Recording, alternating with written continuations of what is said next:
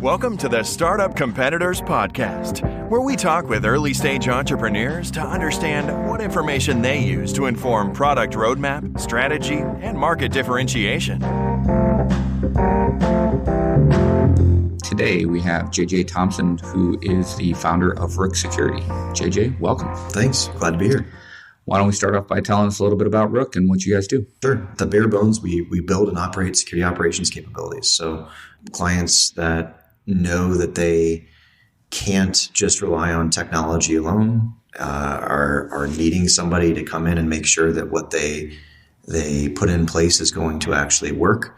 And then sometimes they don't have the human capital that they need to be able to run and operate that successfully, and we're able to do that on their behalf.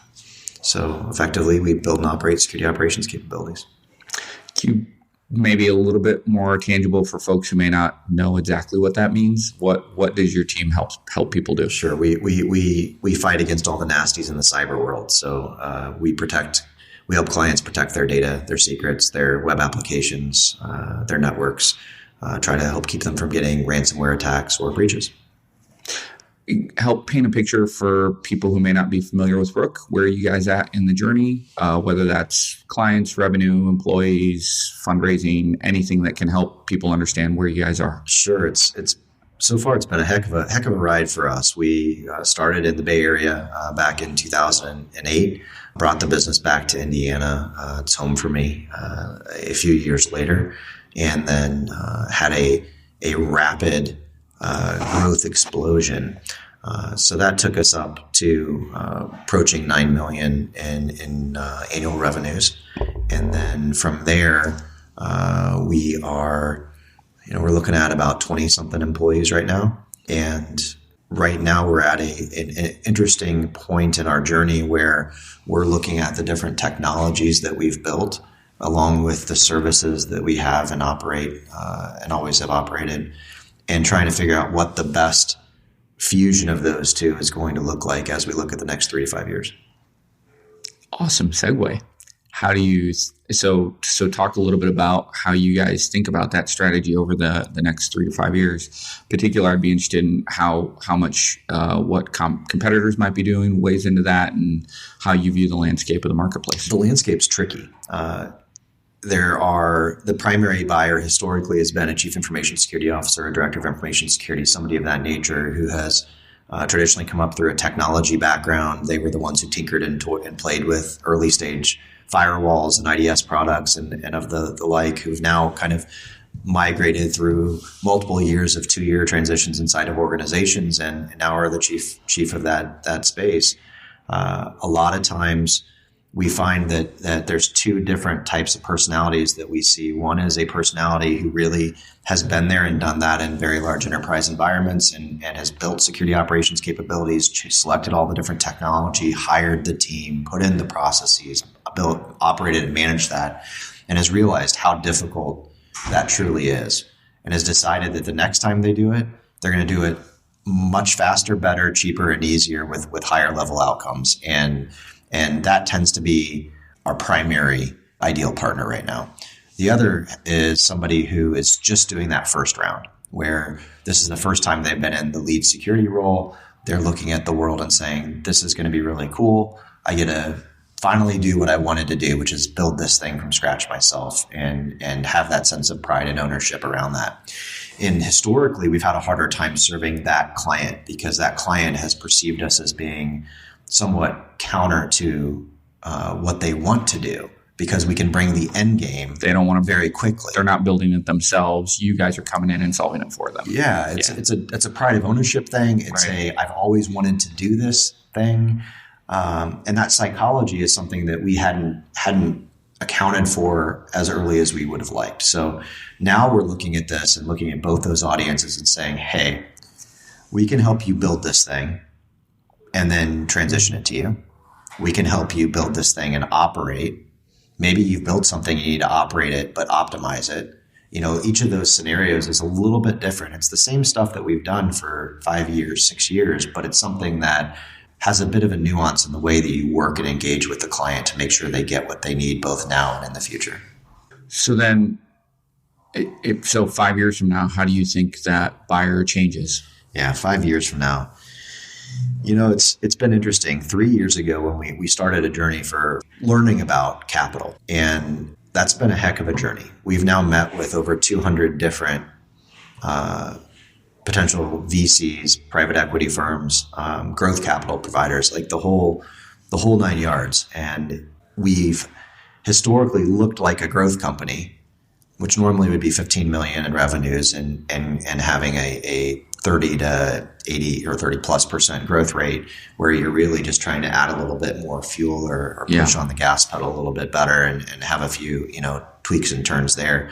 And then we started building technology, and then we looked like a startup. And so then as that startup, we were having a hard time managing the fact that part of our business is a growth business and part of our business is seed ready. And that was really hard, especially when now you look at this, now you have very disparate competitor landscapes. You have completely different message points and value propositions for those two stages of your company. That's an ideal place to split the company theoretically, but being unfunded, we didn't have the luxury of doing that. 3 years ago, the types of people that would invest in one of those companies weren't the type who would invest in the other company.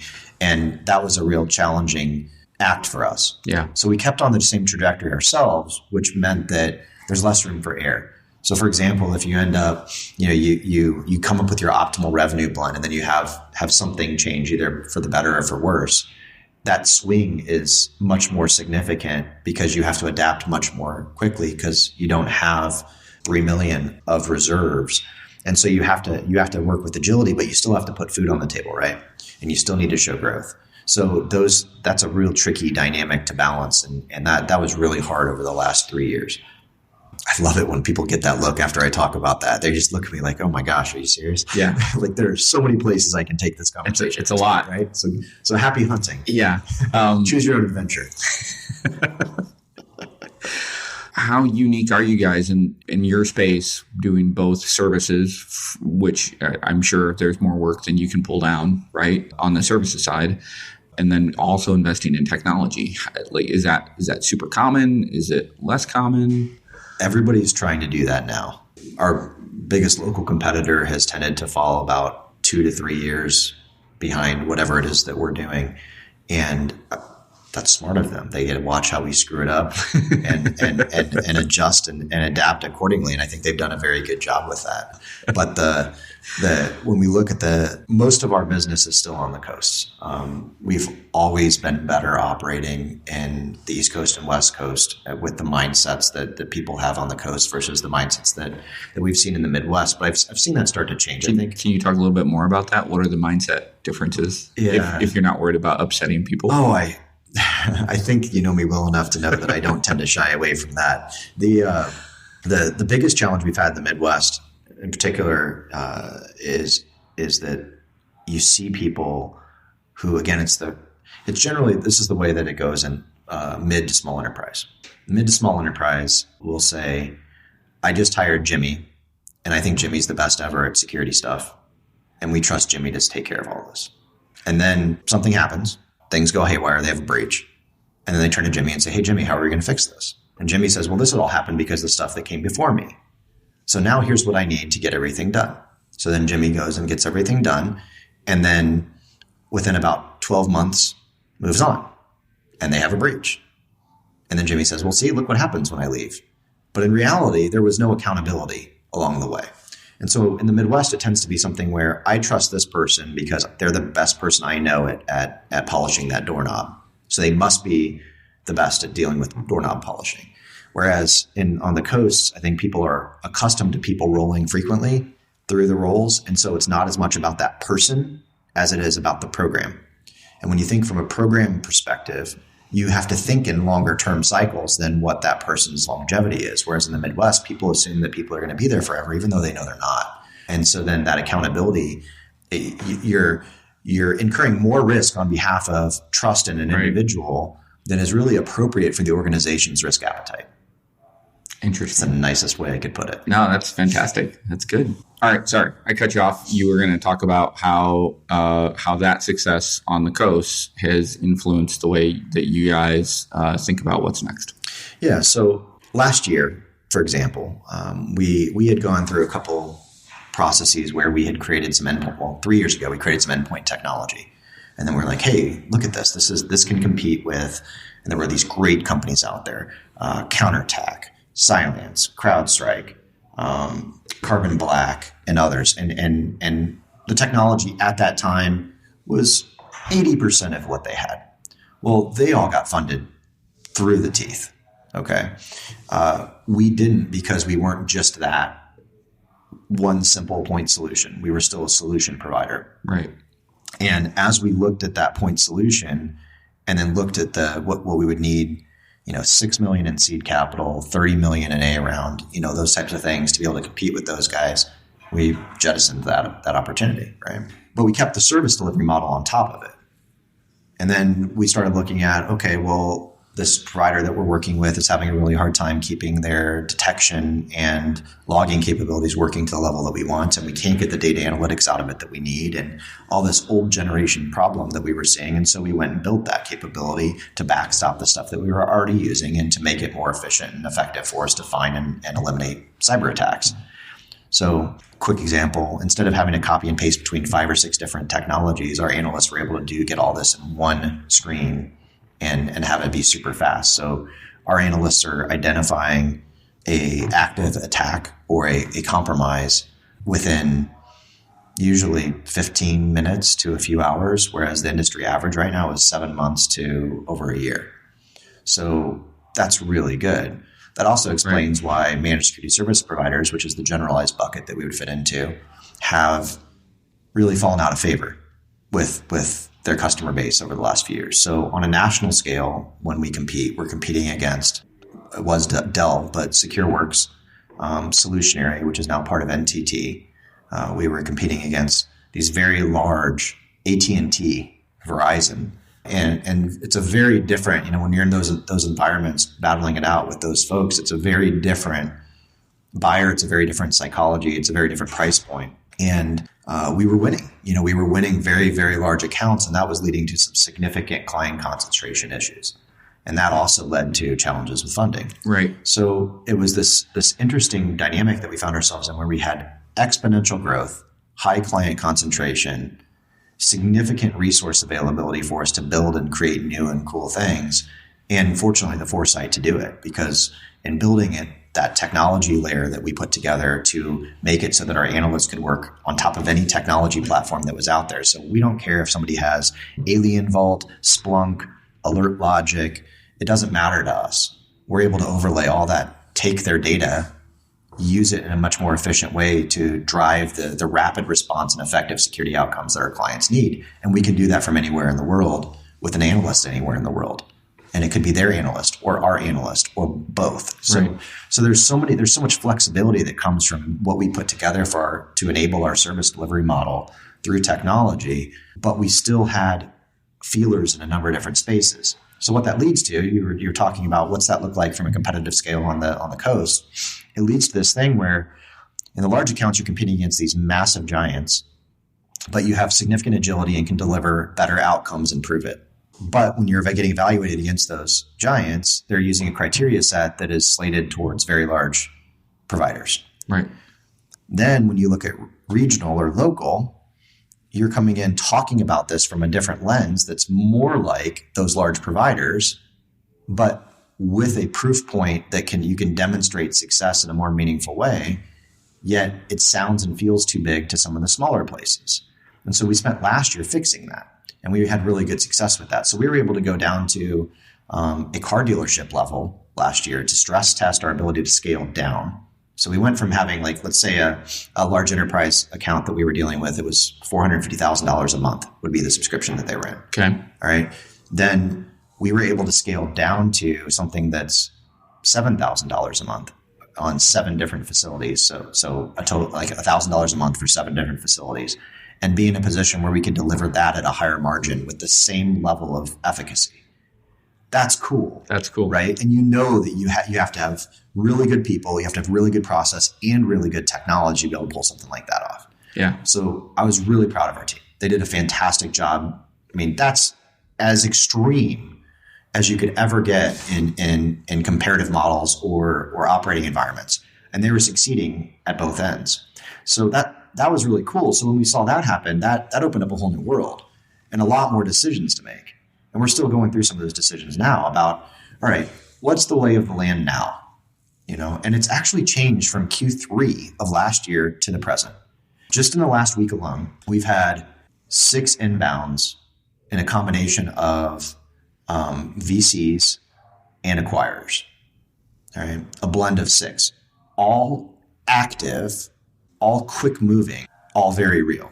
Not the fluffy stuff that we've dealt with these 200 in the past. We've been close to deals before. They just weren't the right deal and not the right partner. But in this case, we're looking at this going, this is really interesting because what they're looking for now, they're coming to us and saying, hey, we want to talk to you because we have this really great technology, but we don't have the ability to operate and manage that for our clients. And we don't have the ability to understand how to deploy that in a meaningful way to get it done and set up correctly for them. And I've heard that you guys do. So that coupling is a really powerful idea right there. Well, that's really a services company. And that's a services company that's utilizing technology to their advantage to drive up their margin and be able to scale better. Well, that's great because the number one problem in our sector right now is human capital. In Indiana, we have a lot of human capital from the different universities and programs that are here. They're really putting out top-notch cybersecurity graduates. And we are in a position where we can pick them up and scale more rapidly than anybody in the world right now because of where we are, because of the cost of living, because of the benefits that come from being in the geography we're in, but also serving this immediate need because we built this technology platform to help make our analysts even more supercharged. We get them brought up to speed faster. They work more effectively. You can track what they're doing. You can help them optimize between Danny and Jimmy, who's doing better, and then help the other one catch up faster. There's so many great benefits that come from this. And so as we look at the world now, we're like, we go back and forth between this mindset where it's like, how much do you invest in technology? How much do you invest in human capital and building out your services program? Right. And so now we're in this interesting blend where we're looking ahead and saying, wow, we might need to reinvent the service catalog again because we see that next wave coming. We know what that wave is. We're seeing leading indicators for it that are fiercely aggressive in the market.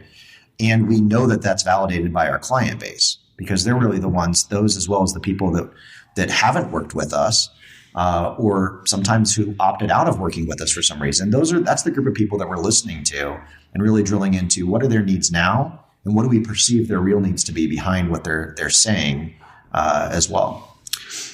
If you think you might take outside capital at some point, how difficult do you think it's going to be to express to that capital the strategic advantage of where you're located in terms of the human capital side of things? The easiest conversation I've had. You think so? It's so bizarre. So bizarre. It's even gotten to the point now where we don't even have to bring it up. And I think that's because of some of the local news about Indiana Tech. I was even in a cab. You'll see it on my Twitter that I videoed a cab. It's an Uber driver. He just out of the blue was like, "Oh, he's like, where are you from?" I was like, "Indianapolis." He said, "Man, I keep hearing about all these tech companies that are moving to Indianapolis now." And I'm like, that's really cool. You mind if I record that? Say that really one more time, yeah. because I've got some people back home who are going to love to hear that. And then, we're sitting on Sand Hill Road and having some meetings there, and out of the gate, somebody's like, I really feel like, you guys have some really neat things. You're similar to some of these other really cool companies that are, getting investment capital and all this other stuff. But I'm kind of intrigued by this like talent resource pool you guys have. Like, how is it that you're keeping people as long as you are? How is it that you're able to hire as quickly as you are? What's going on out there? Because out here it takes 6 months to hire an analyst, and the analyst is getting paid $150 to $180K. So like, what's going on that's making that different for you? And we tell them, and so it's almost something that they're bringing up on their own now. Interesting. That is surprising to me.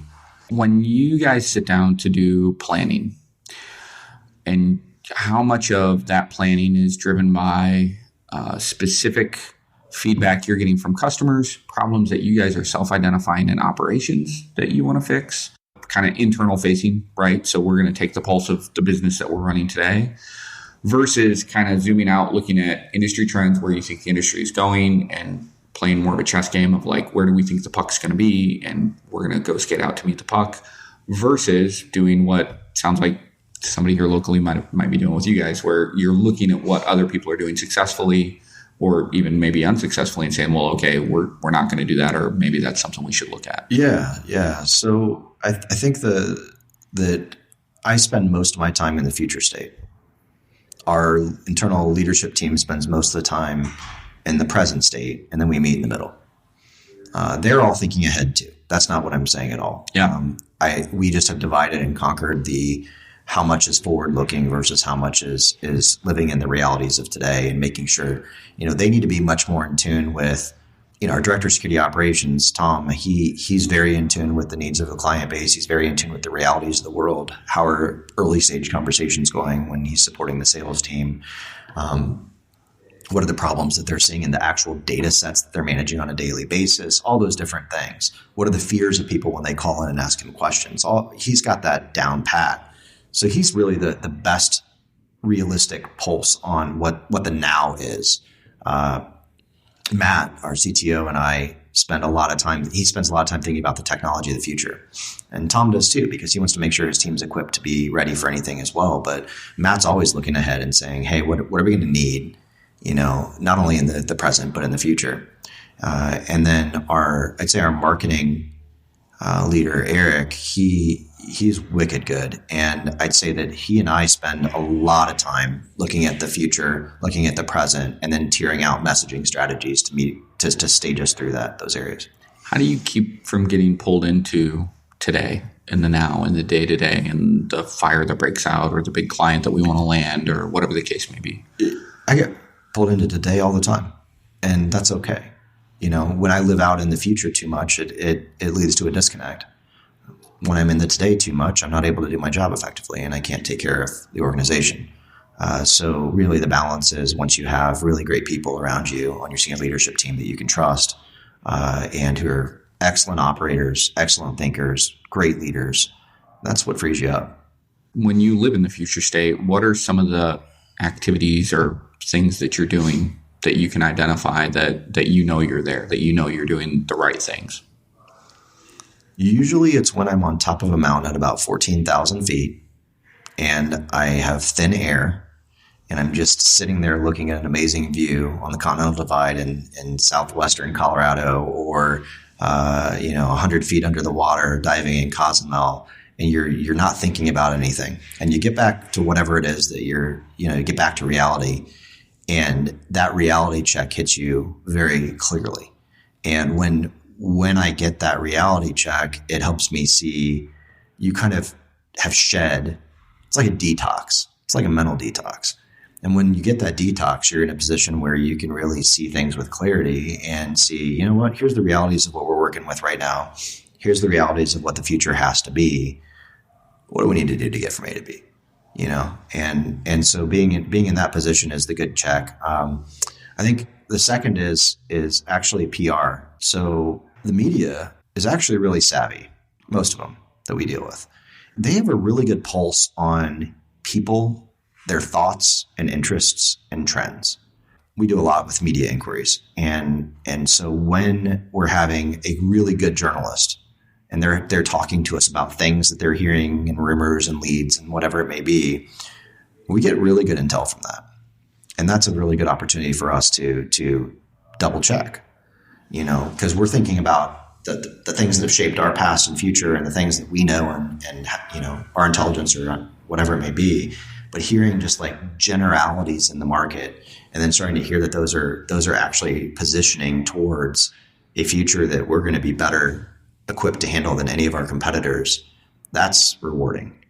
So lately it's been a lot of inbound inquiries where people are saying, we're kind of looking for a company that really looks a lot like you guys, we think. Whereas in the past, they were always saying, we really want a tech company. We don't want to deal with services. Oh, we really don't want to deal with a tech-enabled services company. We just want SaaS. And that's kind of a Midwestern investor mindset. Right. Again, 3 to 7 years too late. But it works. You got to pick your profile. You got to stick with what works, and they are, and rightly so. So we're I think we're getting the validation points that we needed. I think we're hearing increased demand for the methods and tactics that we utilize. And we're seeing when you go to some really smart clients or prospects and you're having a meeting with them and they get all their wicked smart engineers out, all the cloud security engineers and everybody else, and they're all sitting in the room and they're whiteboarding for their CISO or their CIO. Here's what we think we need to build. And you just sit there and they draw a diagram of what you have built with your team. Or better yet, what my team has built with me helping a little bit, and they match. That is when you know you've hit it on the head. Yeah, and that's happened a lot lately. So we're really excited about how last year wrapped up. We're really excited about the trajectory we're on, and the team is fiercely bullish on the methods and offering that we have, especially based on when somebody else draws your diagram for you. And you see that in 2 or 3 or 4 different places in the Bay Area, all in a matter of a month. And then they're shocked and appalled that you've got what it is that they thought they were dreaming up, but they didn't know about. That's quite a moment. What information are you consuming on a regular basis? I know I follow your Twitter account, so I know you look at industry trends. You're looking at actual issues that are occurring in the world, right, that are probably more technically facing, clearly articulate on capital and trends and what investments are happening. So just general business stuff.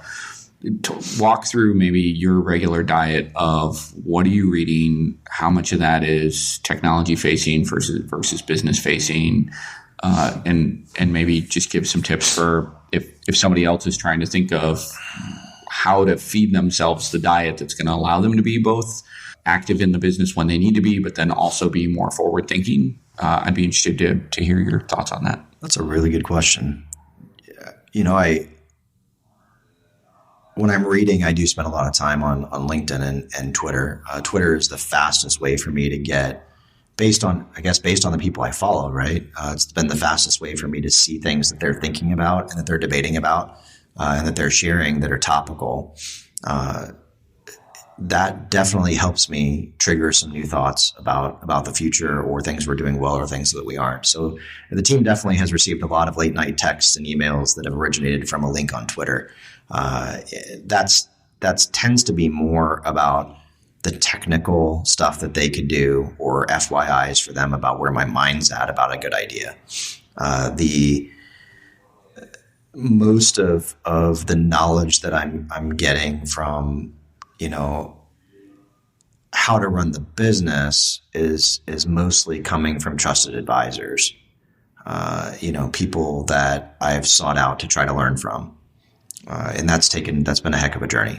That's been something that was a lot harder than I thought it would be to do here in Indiana. But you meet people like you meet other people that are in the ecosystem, and you start to figure it out. And eventually you start breaking down to the point where you can start just shooting them a text or something and be like, hey, do you have a model for this yet? Have you ever done this before? I'm hearing this, but I'm not so sure, and that's been a much bigger deal for me lately. And then the final is that when we're seeking capital, we also have a questionnaire that we go through with whoever the person is that we're talking to, or we pump them for information to. So, for example, what's the customer acquisition cost for the others that you're looking at that are like us? And we won't keep talking until they answer the question. Interesting. So we give them a little bit and we stop and we take. And then we give them a little bit more and we stop and we take. And so we have benchmark data that's subjective and it's qualitative, right. but you see a best fit line very quickly. And so then that way, when you're negotiating with somebody in the future and they're like, oh, well, customer acquisition cost for all the other people we're talking to is less than, $1,000 per customer. And yours is, 50,000, which is not, but I'm just, making stuff up. Right. You can very quickly say, yeah, that's interesting. There's no way that's true, and that's okay. But sorry, it just isn't the right fit because you're trying to do this style that just doesn't fit for us. Whereas if it's somebody else who's saying, yeah, this seems to be trending between $1,000 and, $4,000 per $60,000 of recurring revenue that's spent, or, the real industry average is like 3x your contract value, is the thing you want to stay under. So if you can be at 1x the ACV annual contract value, then you're doing really well for some of the recurring revenue businesses. For customer acquisition? Yeah. Wow. Yeah. It's pretty expensive to acquire customers right now. Now, that said, for us, we're way, way, way below that. And that's good, but maybe that means we're not spending enough for growth fast enough, which is why we're getting outpaced on growth by some of those others who are funded, right? Because who are they comparing to? They're comparing us to the 3 others who are our size or bigger, that are addressing the market in a similar fashion, with similar messaging, with a similar model and a similar go-to-market. The difference is that they're spending, we're spending, let's say $10,000 to $20,000 a month on social, and they're spending $80,000 to $100,000 a month on social. That'd be an example of something where it's like, well, yeah, you're going to see that customer acquisition costs go through the roof. So now I'm just in general curiosity. This has nothing to do with competition. How long is a typical customer engagement? What does lifetime value look like for you when you think about that? When you get a customer, are you keeping them for 5 years? Are you keeping them for 12 months? What's your expectation? It really depends on how they came in. It depends on if they are coming in through a tactical assessment of some kind on the advisory side, or whether or not they're coming in for a solution. If they're coming in for a solution, like, hey, we need somebody who can come in and build and operate our security operations capabilities. That's going to be somebody that stays with us for quite some time, 3 to plus years. That's going to be somebody who is constantly in that partnership mode. I don't know if Gallup had levels of trust in a customer base. Yeah. It's just how levels of customer engagement, from tactical, all the transactional, all the way up to partnership and advice. And once you move up that hierarchy, you're in a really good position. And then at that point, it's really only like, is there a major board situation or a major relationship transition for either incoming or outgoing executives that are sponsors for you, or whether or not, there are major things that change, and that happens. But other than that, it's pretty interesting. Awesome. All right. We're over time, man. Thank you so much. If people want to learn more about Rook or find you online, where can they do so? Yeah, rooksecurity.com. It's at Rook Security on Twitter.